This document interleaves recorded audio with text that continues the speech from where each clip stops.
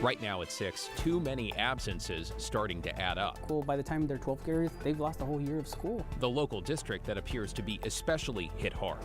Plus, I'm a bartender, I'm not an emergency room doctor, I'm not a nurse. how a Max passenger jumped in to try to save a stranger from an overdose.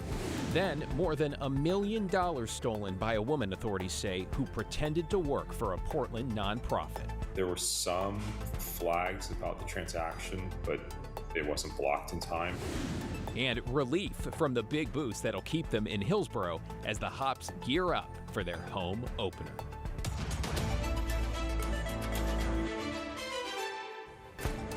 Thanks for joining us. I'm David Molko. We begin at 6 with a trend that has plagued some Oregon schools since the pandemic. Students missing large amounts of class. And in Salem-Keizer, nearly half of students are chronically absent. Thomas Schultz joining us live in Salem. So Thomas, how is the district trying to address this issue? Well, David, they say first and foremost, even though they're trying to address it, it's just a big challenge. And what chronic absenteeism is when a student misses 10% of class or more, about 18 days in the school year. And it's forced the district to become creative in their methods to get students back to school. Yeah, your numbers drop, but we got to do something about it, and we got to get creative about that. We all hope that they get to the aha moment. Ricardo Larios is the principal of Stephen Middle School. And like principals everywhere, he's battling a national trend: students missing more school.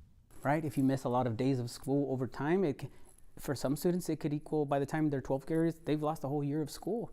A study by the American Enterprise Institute, a nonprofit which researches education issues, found 48% of Salem-Keizer students were chronically absent last year, up from 26% pre-pandemic. And they aren't the only ones struggling. 36% of Portland students were chronically absent last year. And in one of the state's wealthiest districts, Lake Oswego, chronic absenteeism spiked from 10 to 23% last year. And reasons for student absences vary. Each student is different. Each family is going through their own trials. Beverly Nuno is an outreach coordinator in Salem-Keizer. She says some families face financial issues, forcing some students to stay home and take care of younger siblings. Others may not have enough clean clothes. And school employees say the pandemic changed how kids interact. I think students don't feel comfortable being around large groups. To combat the trend, schools track student absences. If a student is chronically absent, workers call home. They'll send letters too. And if that still doesn't work, a worker will go to the student's home and knock on their door. Our goal this year is just to try different things than we have in the past. Still, Larios says the uptick comes after truancy courts have been paused statewide.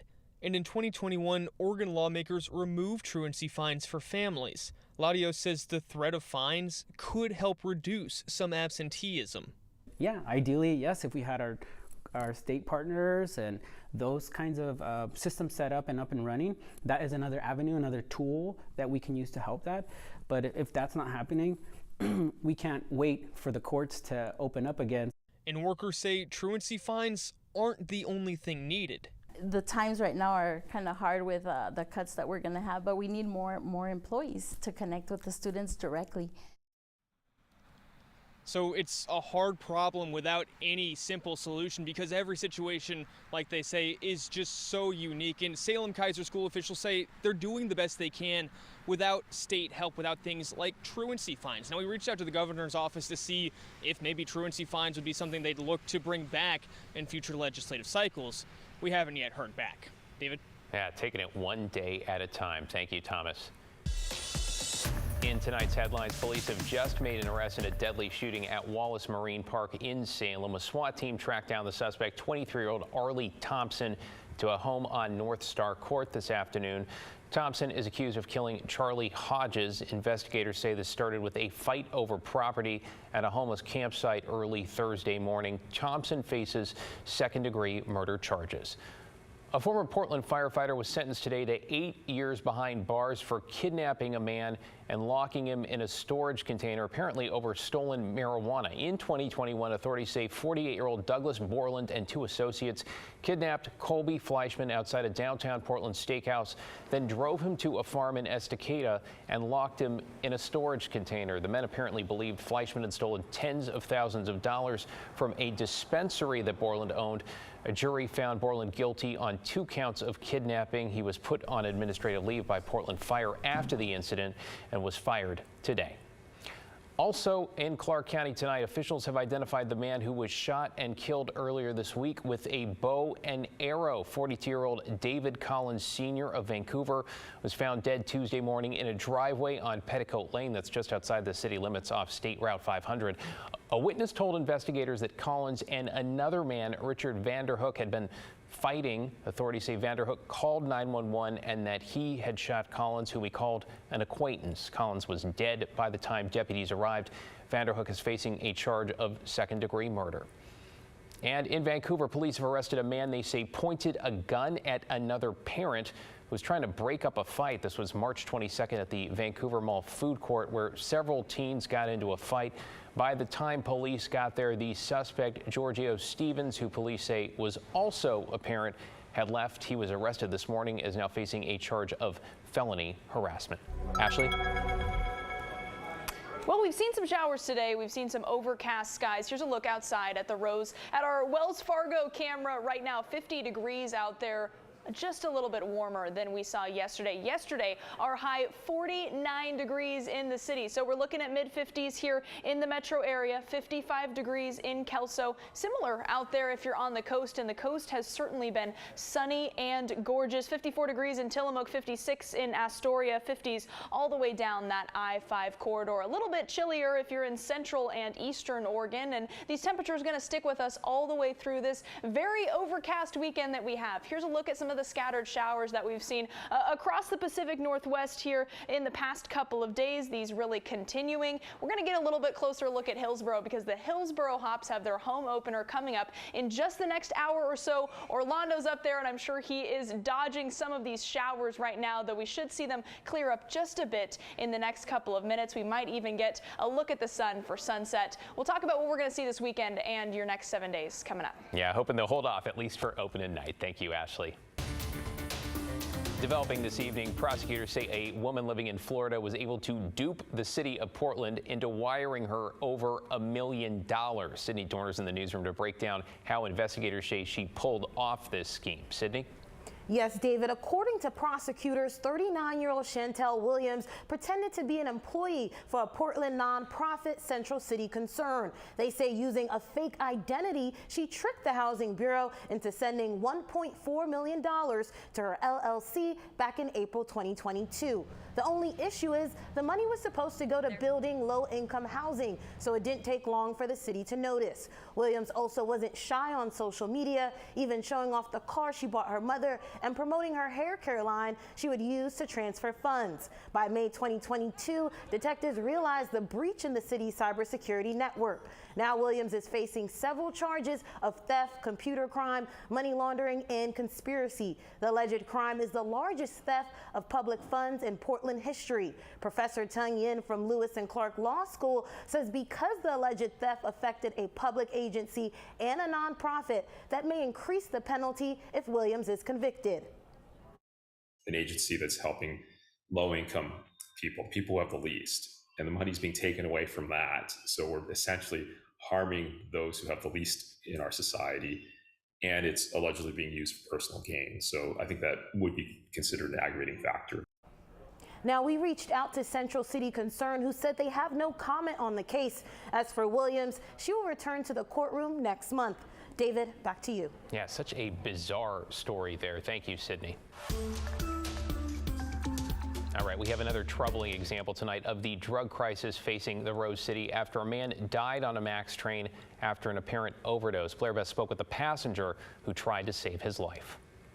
I work at the airport. Wednesday night is one Tanaz Polson won't forget. I'm trying not to cry talking to you about it.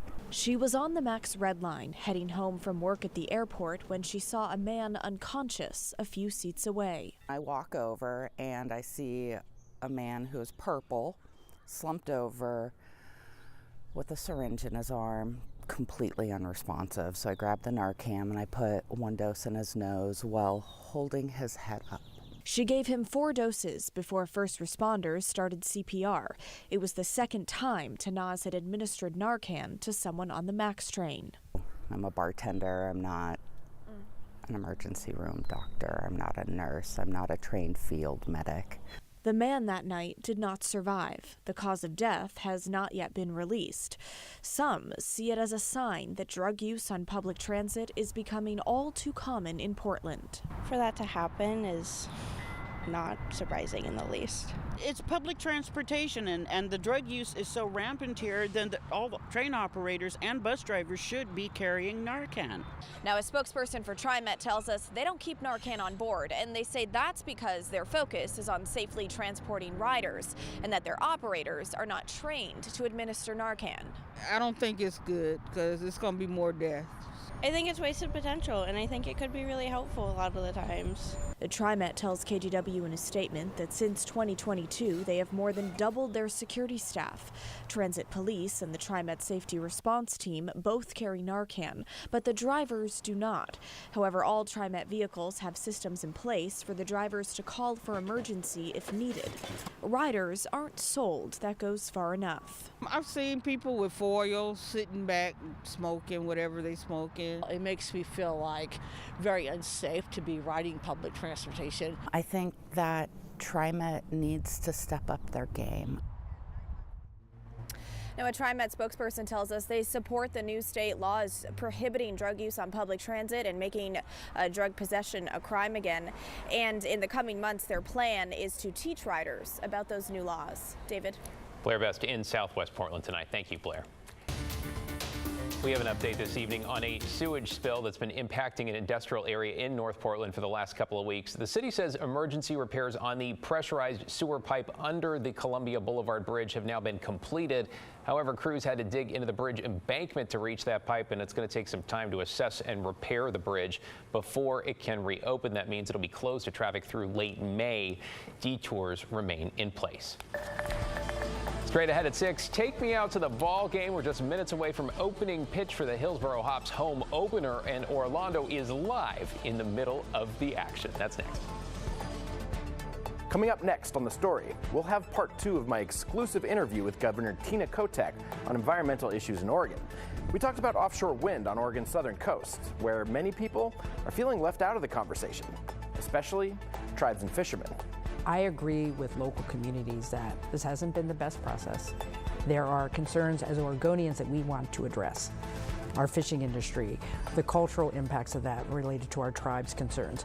We'll have the full interview coming up next on The Story.